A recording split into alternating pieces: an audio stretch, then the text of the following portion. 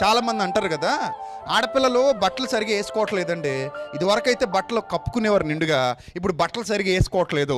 బట్టలు సరిగా వేసుకోవట్లేదు కాబట్టి రేపులు పెరిగిపోయాయి, మానభంగాలు పెరిగిపోయాయి అని అంటున్నారు. అది వాళ్ళ పర్సెప్షన్. నేను అంటాను, అంటే బట్టలు వాళ్ళు సరిగా వేసుకోలేదు, నీ బుద్ధి ఏమైంది, నువ్వు చెడిపోతావు, అంత దరిద్రుడువా నువ్వు?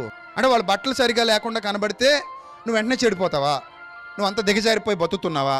అంటే వాళ్ళు బట్టలు వేసుకుంటే నువ్వు బాగుంటావా? అంటే నువ్వు పశువా, మృగానివా?